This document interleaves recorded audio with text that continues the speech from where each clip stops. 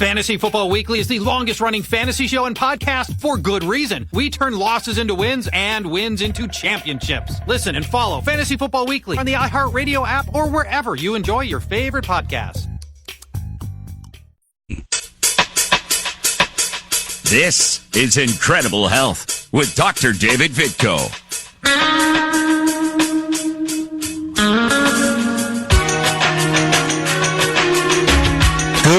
Good morning, my dear friends. Welcome to Enjoy Incredible Health with me, your host, Dr. David Vitko. I am a chiropractic physician who's been practicing in beautiful Columbiana, Ohio for the last 34 years. And by the way, if you have not gotten down to Columbiana lately, I highly encourage you to visit the park and go see the pond at the park. They did a major beautification project here. It's over the whole summer, and it took a long time, but they did a fantastic job, folks. If you haven't been down, maybe you're not familiar with Firestone Park in Columbiana, but it's kind of right in town, and it's really a beautiful park in general with football field and all that, baseball fields and pavilions, and that you can rent, by the way. And the lake is really gorgeous, and they did a fantastic job. And I know that one person donated a bunch of money, and they did a big restoration project on that lake. And there's even a cascading waterfall on one end, and it really is beautiful. I've been walking in Firestone Park for exercise for years. Been there 34 years, and I'll bet I've been walking there every year in that time. Maybe not as consistently some years. But it's a nice, almost 1 mile around the park on the road, and it goes right past the lake. And I've always enjoyed walking past the lake. At one time, there were more geese there. They kind of chased the geese off because of health issues and just too many of them. But we'll see ducks occasionally, and ducklings and young geese and things like that. And it's the lake is really beautiful, and I always enjoyed walking past it. But now I actually find myself. They put benches around it, and I find myself sitting down and actually gazing at the lake. It's that pretty, and I think it's that gives you that ability to reflect. And if you like to meditate, it's a great place. The contrary to that is I see a lot more people there now than I used to because it is such a beautiful site, and a lot of people walk on the path that they put right around the lake itself. Really nice, but I highly recommend you get down to Columbiana and check it out. We have a lot of things going on in Columbiana. The people basically that run the Chamber of Commerce and things like that always have events going on. And you may be familiar, we have a microbrewery in Columbiana that's doing quite well, Birdfish. And a lot of people come down there and like to drink some of the beer that they produce. And that's a good thing. And there's other things that go on, too. This weekend, yesterday, actually, they had a truck show there with tractor-trailer type trucks that people had fixed up or are restoring or have restored. And it was a trip down memory lane for me. My dad worked for Charles Shoe Trump and Sons in Youngstown for years, and they had an old Mack tractor that I remember my dad bringing home with a carry-all trailer and a bulldozer at one time to do some work on his father's farm, which is behind our house. And just as a kid, that was so exciting, but this old Mack tractor, and there was one there yesterday. I got behind him on the street, all fixed up, dressed up, prettied up, and got to drive right behind it, and it was quite the thing. I remember riding in the Mack tractor with my dad, and it really was a thrill as a kid. And to this day, I still love the sound of a powerful diesel. And so anyway, walking down memory lane. And speaking of memory lane, I'm going to talk a little bit about that today. Folks, I've beat the cancer issue to death over the last 4 or 5 weeks. And honestly, I'm kind of tired of talking about it. If you have a question about it today, you're welcome to call in and ask me. The number's 330-729-9977. That's 330-729-9977. If you don't want to talk about it, it's fine. I'm tired of talking about it, but I'll be glad to explain anything if you have a question, and or any other health topic that you'd like to call about. Let's get on with life here, and I think I have that pretty well figured out, and I'm hoping I'm on the right track with it. Time will tell, And that's the risky part of it is there are no guarantees in the whole thing. And whether you go the traditional route or you go, an alternative route, there are no guarantees on either side. And all I know is, one offers a lot more pain than the other, and so I'm opting for less pain and see if I can't get by with God's help on this and doing the things that I think will work. So let's get back to, just health in general. And I'm pretty excited about, and this is the cancer led me to research this. And also a couple of people mention this from time to time. And honestly, folks, I've had so many people give me so many suggestions. If I had 30-hour days for the rest of my life, I'd never be able to get through all of it to research everything. But I did take time to look at one that sounded promising. And some people may laugh when I tell you this, but it is apple cider vinegar. And the thing that you might laugh at is if you get on the internet and you read about it, basically it is kind of belittled in a lot of ways, but there's good science behind it. And I'm going to get into that in just a minute because it may help one of my friends that's having a big issue with a cough right now. And I know it's helping me already in some ways, and I'll talk about that. We already have a phone call. Let's talk to Denny. Denny, good morning, Denny. Dr. Vitko here. What can I do for you? Hey, good morning. I'd like to talk about cholesterol a second. Oh, great. I got some information on that, too. So, yeah, I'm battling high cholesterol, I guess. I've discovered I'm going to fast here in a couple of days and get it checked again. And I'm thinking that I wasn't fasting the first time they took it, and for 12 hours. Denny, I didn't put you up to this call, did I? I didn't call you ahead of time and say, Denny, I want you to call in and say, I didn't fast for my cholesterol test. I didn't do that, did I? No. Okay, no. Good, because you called at the perfect time. I have some information I was going to share anyway that to me is fascinating that you called in with this today. But so let me give you this first before you go into your details on it. Okay. Fasting for a cholesterol test really doesn't matter that much. And they just did a research study on this, and I've thought this for years, ever since I did my diet for cholesterol, because I actually did a couple of times, and this is one person, so you can't really extrapolate a lot from one person, but a couple of times I didn't fast for my test, and the difference was negligible, a point or two. And so, lo and behold, I get this study from my friend Michael, who sent me an article, and it was kind of hard to read, but basically the article says, "Farewell to Fasting Before a Cholesterol Test." And it was an article that was in the JAMA, the Journal of the American Medical Association, and basically they're saying that very thing, that it doesn't matter if you fast, it doesn't make enough of a difference. Now, let me tell you from my experience what fasting will do. If you fast more than a day, it has the possibility that it will actually raise your cholesterol. Because when you fast for more than 24 hours, your body starts to break down cells. And as it does, the cholesterol that's used in the cell membranes is broken down and put into your bloodstream to be removed. And as that extra cholesterol is floating in your bloodstream, your blood cholesterol percentage will go up. The concentration of cholesterol in your blood will go up. It will increase. And I've seen this with my patients who have been on a really healthy diet for a month, and their cholesterol will go up initially. And it may take 5 or 6 months to start coming down. And that's with the majority of saturated animal fats taken out of their diet. And sugars, by the way. Both of those things can affect it. So if you want... This is a long-term process. It's not 12 hours or 2 weeks. Okay. Or what? It can be quick. The diet that I have in my book, Perfect Cholesterol in Just 3 Weeks, takes 3 weeks. I lowered my cholesterol 72 points in 3 weeks.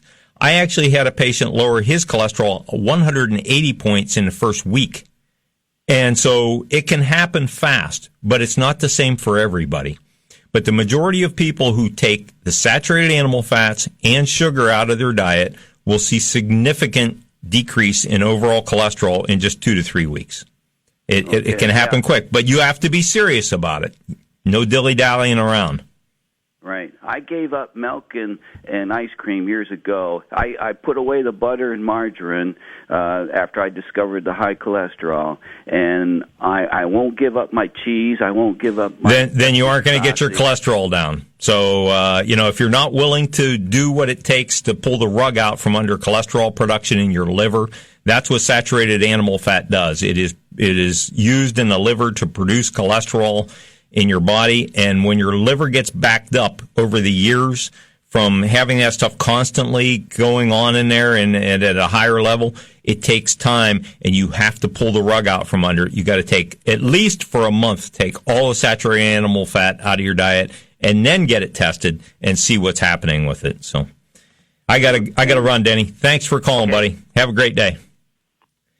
Okay, we got another call on line 2. Good morning, Debbie. It's Dr. Vitko. Can I help you? Hi, good morning. I have a question for you. About 3 years ago, my husband was 50, had a heart attack, had 2 stents put in, and of course, after the blood thinning regimen, they've got him on like these really super high cholesterol medications. And we changed our lifestyle that day. The day he had his stents put in, we quit smoking, we went vegan, and we are asking our physician to try to lower his cholesterol medication because he's starting to have tiredness all the time in his muscles, soreness, and we're not sure if it's related or not, but from going on an 80, say, dosage to try a 40 for 3 months. And everybody's telling us, no, that's not the right thing to do, but is there anything he could do, or is he stuck with being on these all his life since he's changed everything about our lifestyle? How long has he been on, what's he on, Lipitor? Yes. How long has he been on that? Since his stint, which was in 2016. 2016, okay. Well, and you say you went vegan. Describe your diet, typical day. Mostly plant-based. We eat oatmeal in the morning, steel cut. Mm-hmm. We do tempeh instead of the usual, chicken salads, although sometimes if we get hungry for chicken or fish, we will eat cod. Mm-hmm. But it's maybe once a week. We are mostly plant-based. We don't do a lot of pasta.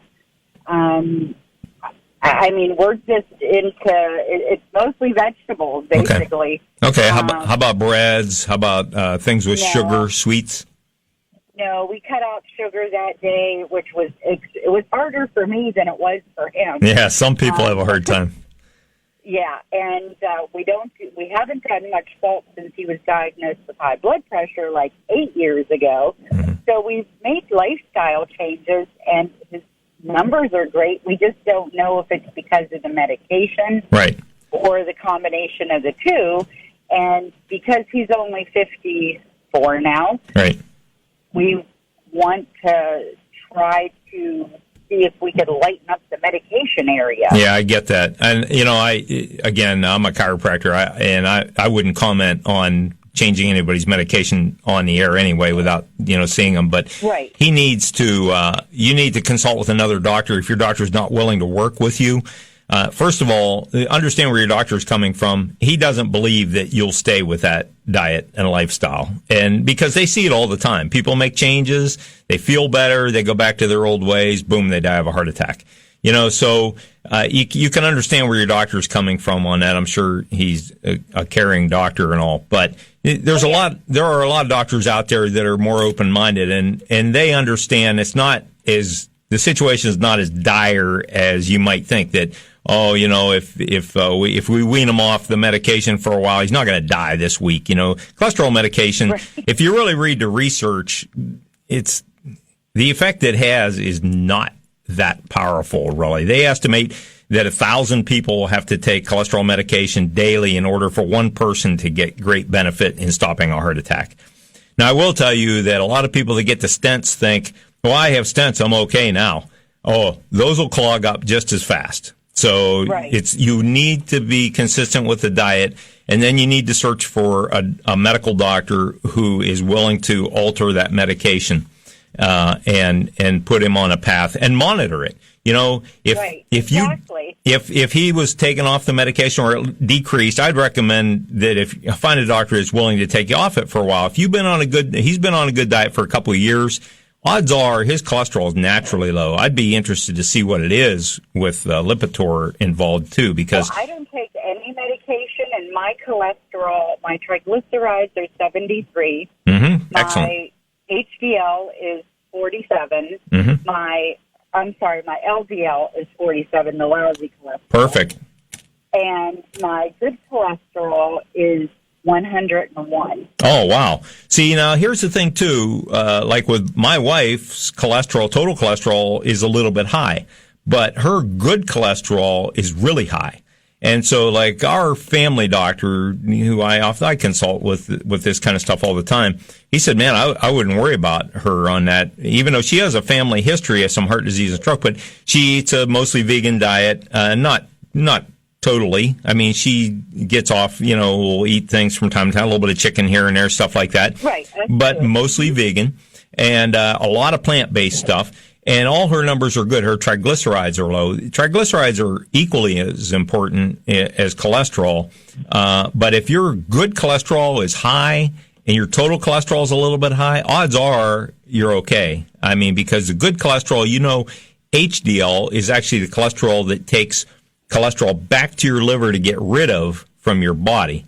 And so if your good cholesterol is high, that means that your body is able to get rid of the extra cholesterol out of your blood fairly quickly. And the good cholesterol is not the type that tends to adhere to the inside of the artery walls that causes, the plaquing and the heart attacks and strokes. So I would look, no offense to your doctor, but I would look to find somebody that's a little more open-minded, that's willing to work with you.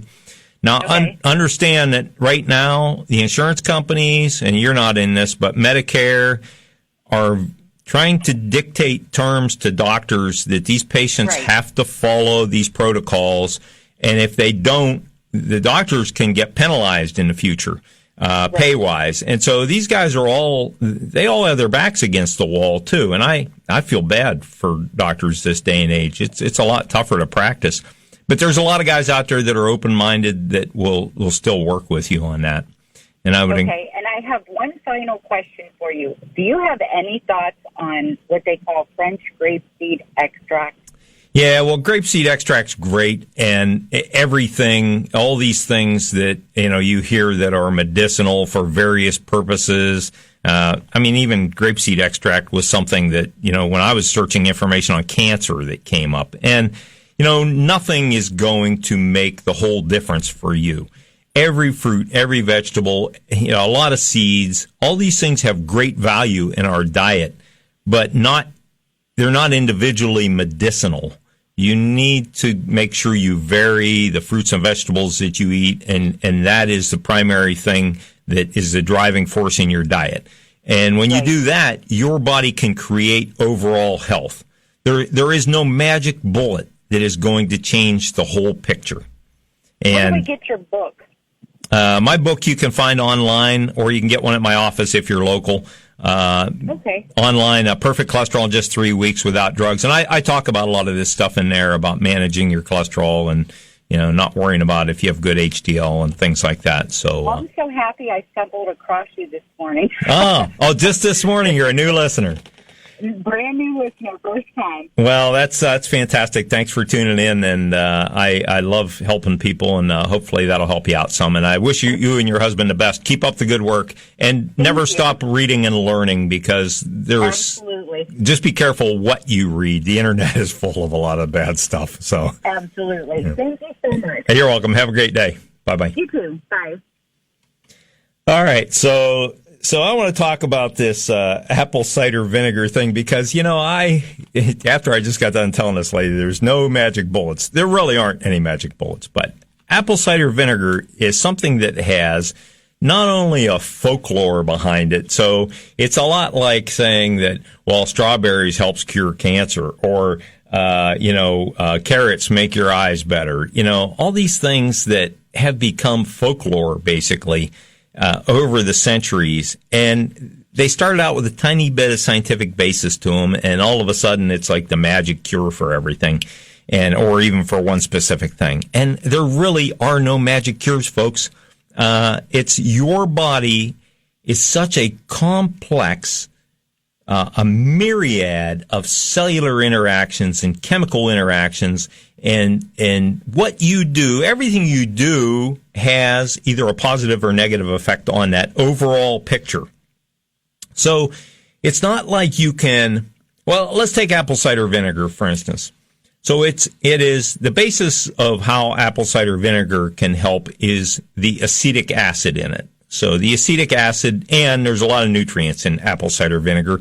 And if you get the kind that is the natural organic that still has what they call the mother in it, which is the basically the bacteria in it that is responsible for the fermentation and responsible for a lot of the nutrients that are in it, then you are getting a lot of nutrition in it and also a lot of probiotic effects for your bowel. And so there are numerous good effects from that. But let's say you have prostate cancer. And I'm going to tell you about this study where these Japanese scientists, who actually are ahead of the curve in many ways, the Japanese and the Scandinavian countries and Germany, way ahead of the curve compared to the United States in some of these nutritional studies, because they actually care about what works and not just what makes money. And that may sound harsh, but my last 4 weeks here being exposed to the cancer industry has kind of demonstrated that to me fully. And I'm not criticizing anybody, but I'm saying if we want to help people, and that is our true underlying intent, then we need to find a way to cut the profits out of this to some degree, because there's gouging going on in the cancer industry. I can promise you that. And the way the research is funded and set up is stupid. And it needs to be more directed toward what can actually make a difference. And if you want to read on that subject, look up the difference between cancer as a metabolic disease and cancer as a genetic disease. I think you'll find some interesting reading there if you're the type that can get into that. But I'm amazed by what I've read. But anyway, so let's say you have prostate cancer. And it's been demonstrated that apple cider vinegar by these Japanese scientists has been demonstrated that a 0.5% dilute of apple cider vinegar in water actually kills 100% of cancer cells, many different kinds of cancer cells. But the trick is you have to get it right on the cells to have it happen. And that's just not possible, like with prostate cancer, because by the time you drink it and it's absorbed and goes through your bloodstream and your liver processes it and your kidneys, whatever, the medicinal value of the acetic acid is not there, and it's not going to make a difference. So, it may have a good positive effect in some ways, but it's not going to have a direct effect. And you can't take that acetic acid and say, okay, well, this is going to kill the cancer, because it's not on it. It's just not going to work. So when you read things where they say, well, this kills cancer or this, kills bacteria or whatever, you have to look a little deeper into it. I'll get into this a little bit more when we come back. And so, look, you're listening to Enjoy Incredible Health with Dr. David Vitko, and I'll be happy to take your calls when you come back, and we'll be back in just a few minutes. Thanks for listening.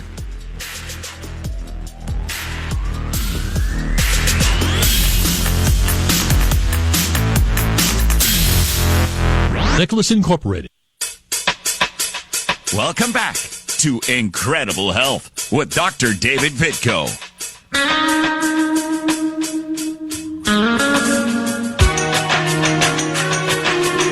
Alrighty, we're back here. So I want to pick up on the apple cider vinegar just because this last week I've run across a couple of people. It's strange how this happens. I'm reading on this for my own health and my cancer treatment, and a couple of people come to me that have these other issues, and I'm thinking, this applies to them.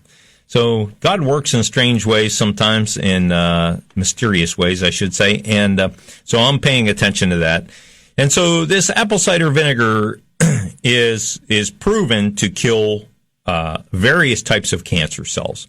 And because it is acetic acid, but it's at very low doses, 0.5%. So 1 tablespoon of apple cider vinegar to 10 tablespoons of water is something that I can drink. And not everybody should drink it necessarily. If you have a stomach ulcer or, maybe some gastritis or something, you might not want to try it. Or if you're going to try it, don't try it that strong. Maybe dilute it a little bit more. I can tell you that with esophageal cancer, that I have some irritation and certain things, like when I swallow things, when I'm still able to swallow for the most part, which is a blessing. When I swallow things, I can feel it go past certain areas that are really irritated. And so this apple cider vinegar, when I drink it at that dose, it burns. But that's a good thing, because I'm thinking that is definitely affecting those cells. And maybe it's inflammatory cells, maybe it's cancer cells, I don't know, but I think it's a good thing. But anyway, so apple cider vinegar is known to kill cancer cells. Well, it is also known to kill bacteria. And, I've run across all these people with these chronic coughs that just won't go away. And whether it's from an inflammatory situation in the throat or it is possibly some kind of bacteria. I've had patients who have been on certain antibiotics for a period of time, and they're still not getting any better with their cough. And the cough will last for months. And so sometimes maybe it's viral, who knows? But I believe that if you're able to tolerate this, and you should make sure that you are before you try it, but the apple cider vinegar, diluted 10 to 1 or more, you might even want to do 20 to 1 so it doesn't burn, and gargle with it, or if you're able, if you don't have any ulcers or anything, even swallow it like I do. And actually, if you get the natural apple cider vinegar, the stuff that still has the mother in it, as they say, the organic type, then it actually does help to rebuild your digestive microflora as well. And honest folks, in just a couple of days of doing it, I already noticed a difference in the way my bowel works. The first 2 days, there was a lot of grumbling. And now, it seems like my digestion is slightly better. And it's struggled ever since I did the high-fat diet for this cancer thing. It was just, that was a tough thing to go through. But I'm finally starting to get back to normal. And this seemed to have helped it a little bit. And actually, and this, maybe it's placebo, I don't know, but it also seems to have helped my swallowing a little bit in just the last couple of days as well. So I'm looking forward to doing this for the next month or so and see what kind of long-term effect it has. The benefit that was showed in the study with the Japanese scientists demonstrated that 120 hours of overall exposure to the acetic acid at 0.5%, which would be a 10 tablespoons of water to 1 tablespoon of apple cider vinegar. Actually, 120 hours was what it took total time to kill the cancer cells. That was both in a test tube and in a living creature, in mice or rats. And so, and they tested on various cancer cells. And the one thing that they say in this study that is the caveat in it is, well, this doesn't work for humans because you can't apply it directly to the cancer cells. Well, yes, you can. In esophageal cancer, you can, because those cells are lining the inside of the esophagus, and so I can apply it directly to the cancer. Now, is that going to have a 1 + 1 = 2 effect? I doubt it, but maybe it will. And so I'd be pretty stupid if I didn't try it, since there's no downside to it. So we're giving that a long-term trial, and I'll let you know how that goes. But honestly, I've already seen some slight improvement, and certainly anything that gets you thinking in a positive direction is worth doing, because that has a direct influence on your overall health. Which brings me to the book of the day, and I think I mentioned this last week, but I want to mention it again because it is a powerful little book. There's a book by Capps Publishing, CAPPS Publishing, and it was there was a farmer named Charles Capps who was also a minister, and he wrote this little book called God's Creative Power for Healing. And, I don't care what your belief is, whether you believe in God or you believe in some higher power or whatever. There is some higher power. There's no question about it. In my opinion, there is no randomness in the universe. Things have such an order to them that defies logic to say that things are random.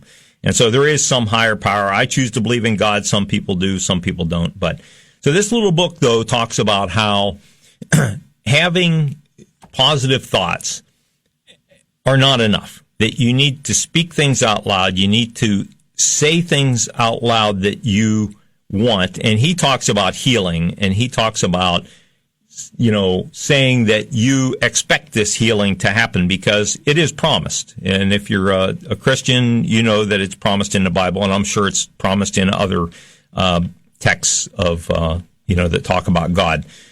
But it is promised, and so you have to expect it. And that plants a seed, and when you speak it out loud, you create this imprint in your mind that takes you in a positive direction and keeps your thoughts positive. And I found this to be true, folks. The thing with cancer is you get these ups and downs, and one day you feel like crap, and you think, if I die tomorrow, that's okay. And I know I've spoken those words. But then the next day you feel good, and you find that you have this positive feeling, and you want to fight. And anybody out there that's had cancer knows exactly what I'm talking about, probably other chronic diseases too. And you can change that whole thing, and I've done this. I've gotten myself to the point where I'm positive 99.9% of the time, even going through the rough times. And it's because I've changed my thinking, and I've created this imprint in my mind that will carry me forward on that. So this book, God's Creative Power for Healing, by Charles Capps, C-A-P-P-S, and you can go to www.capsministries.com, and they're only $2.95 for little books. And I'm getting a few of them into my office here to have for patients because I think it would help with patients with a lot of different health issues. Because I get so many people with chronic back pain that just feel like they're stuck in that. And I think part of the reason is that that's become part of their consciousness.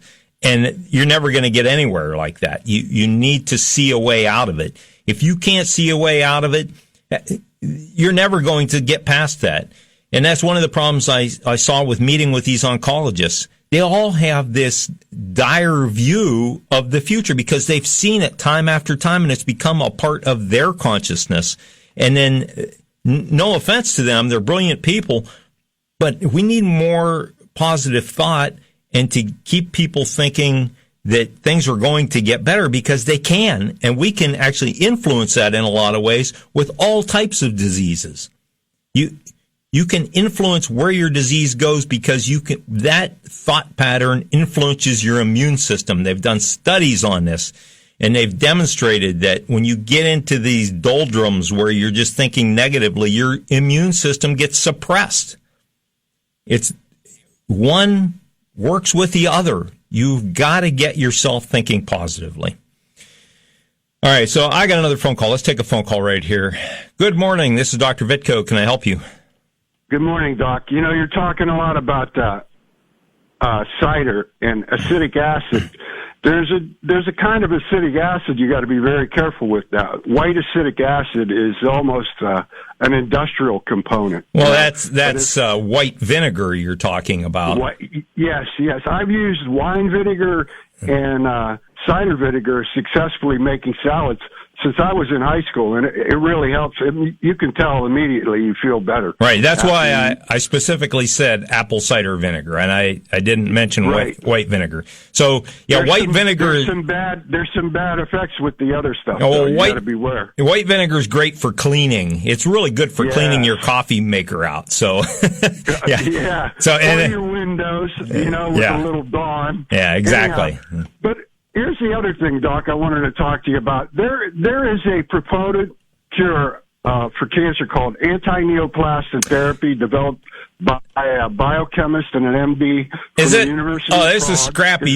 You told me about that some weeks ago, Scrappy. Yeah, that's right. I remember that. It's been a year. But you don't hear a lot about it. I know they know about it up in Cleveland. They've used Dr. Brzezinski's serum up there. Right. But the fact is, the Internet has posted false information about anti-neoplastic therapy. He's cured thousands of children that are full-grown, healthy adults now with children. Right. And I just wanted to talk to you about anti-neoplastic serum. Mm-hmm. It's an 80-milliliter injection, I believe once a week or once a month. and it's actually a real cure for cancer. And you'll never believe where the components come from. Where? Well, they come from amino acids, polypeptide distillations. He has patented a process. So it's from your own body, correct? Urine and blood plasma. From your own body, right? Yeah. Yeah, I've read about this, yeah. So I got to run, Scrappy, but thank you so much, and I'll talk about this for just a minute then. Thanks for calling, okay? Appreciate it. Yeah. So, there's all kind of things out there, folks, that may or may not be beneficial, and he's excited about that one, and that's great. And, it's important that you're excited about it if you're going to do it. What I found with a lot of these therapies is, and I'm not saying about that one, I won't criticize anything because I can't speak exactly to that, but a lot of these that are these miracle cures that you read that, so many people have been cured and this and that and the other thing. There's also a lot of people who weren't cured by it. And nothing is across the board 100%. And, I've been exposed to a couple of these in my search for treatment. And what I found was there's one thing that should make you turn and run for the hills, and that is when they want a big chunk of money down up front. And it's not to say that, the insurance companies like to cover the mainstream treatment things, and that doesn't make them good automatically for sure, because I think that's all overpriced too, especially for what you get, which is sometimes a lot of misery. But when somebody's just selling, treatment for cash and they want that chunk of money up front, what they're telling you essentially is, we really don't expect you to live and we want to get the cash out of you before you kick off. So that's my opinion of that, and that's not going to change. And they may get lucky and 1 out of 100 people survive and give a testimonial. And, but who's to say that 1 out of 100 wouldn't have lived anyway by the grace of God and, whatever else may drive them to survive?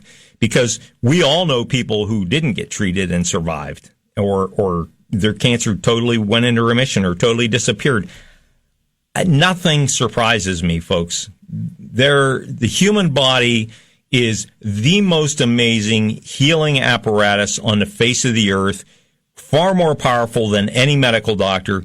The key is finding a way to harness that immune self-treatment that the body is capable of and boosting it to its highest degree and staying with it. The problem with most people is they want that instant cure. And I'm sorry, 95% of the time that isn't going to happen. There's a small percentage of people that may get some kind of miracle cure. They go to bed one night, they wake up next day, it's gone. But if you really look at it, they probably were doing something fairly consistently that got them to that point. It is persistence in anything that makes the real difference in healing. And it's like I tell my chiropractic patients, look, if I see you 3 or 4 times and you're not showing signs of getting better, I need to change what I'm doing, because what I do is pretty mechanical a lot of times, and there's a lot of inflammation involved and things like that we try to get under control. But I can see signs of improvement when it's a mechanical issue. And if it's not improving in a few treatments, then maybe I need to do something a little different. Certainly in 5 or 6 treatments, there better be change. Or I'm missing some little key there. It's not that way in things like cancer and infection and things like that. The body has this ingrained disease going on that takes time to undo and unravel and reverse. And it's a process. And you darn well better be persistent in what you're doing, or it's not going to make the difference that you're looking for. Too many people give up too fast on things that are healthful. Even things like the lady that called in with her husband and the cholesterol thing. Man, they're on the right track. There's no doubt about it.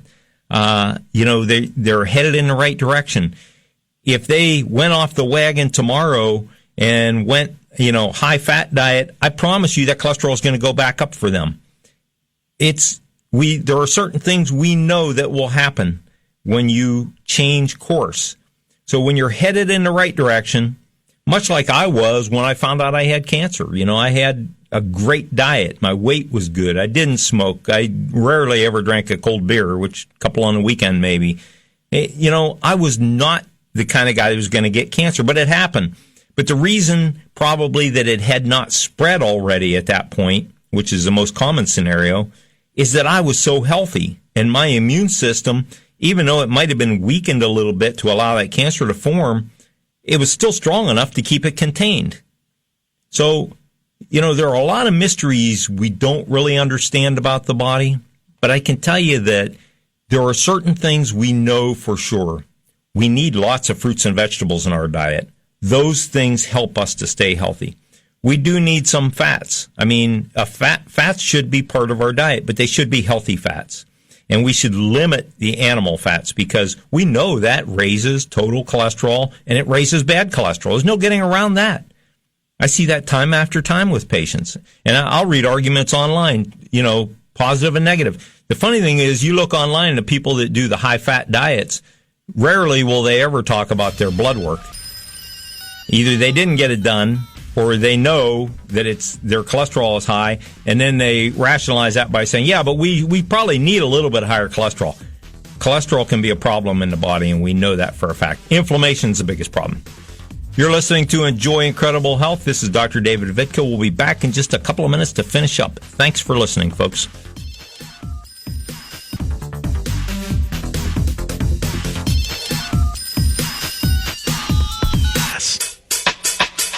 Welcome back to Incredible Health with Dr. David Vitko.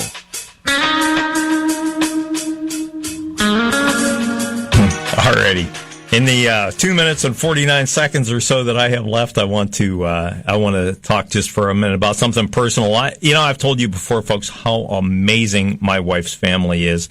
Her family has just been tremendous. And you know what? There have been times in my marriage I would have said, not so much. But all through life, they're always there for each other, and that is great stuff. And so, family is amazing. And my side of the family actually is home this weekend.